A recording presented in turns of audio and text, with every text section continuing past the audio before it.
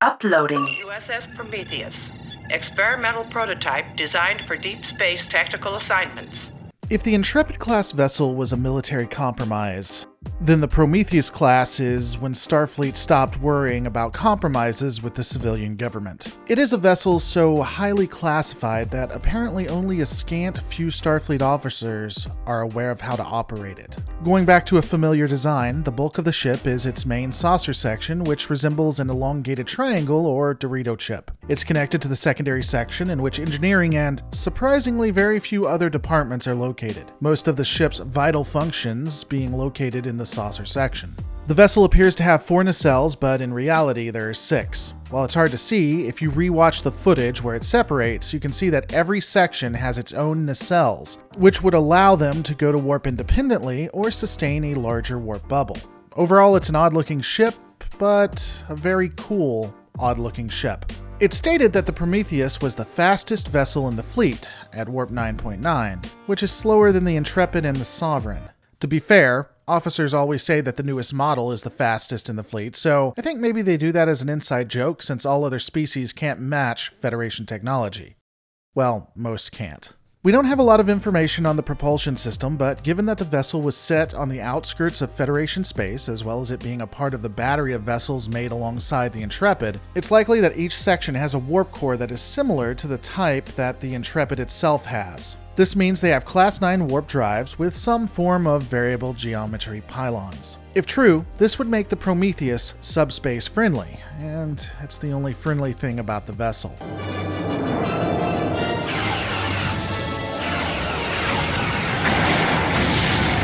We don't know everything about the weapon systems, but they are definitively formidable. There are at least 2 arrays on top as well as on bottom of the saucer section. The most well-known offensive capability of the ship is the multi-vector assault mode. This feature allows the ship to separate into 3 sections. Through the computer, the vessel could act as either 3 formidable targets or 1 large one. The weapon systems were so advanced that the vessel was able to disable a Nebula class as well as a Dideridex class vessel.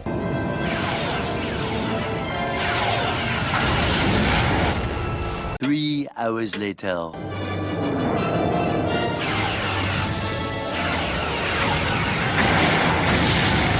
Within hours of engaging each other. It would even be so formidable that 2 Defiants in an Acura class would be dispatched to recover or destroy it. Additional defensive systems included regenerative shielding as well as ablative hull armor. We don't know the complete layout of the vessel, but some of the systems include the main bridge, an advanced medical bay that included the EMH Mark II, which was a supposedly more advanced hologram, and that's about it. Computers have always impressed me with their ability to take orders. I'm not nearly as convinced of their ability to creatively give them.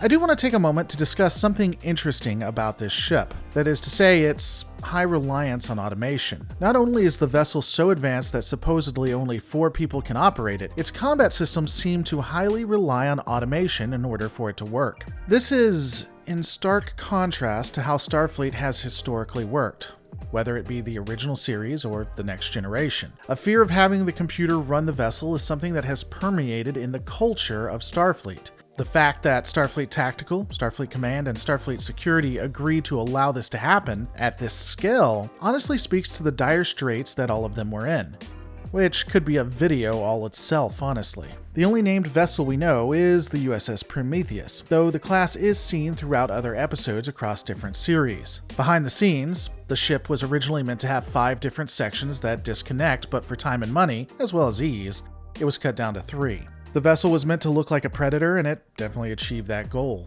The Prometheus was a definitive shift for Starfleet. Whether that was a good one is up to you. What are your thoughts? Let me know in the comments below. Don't forget to rate, comment, subscribe, and I'll see you on the next Lore Reloaded.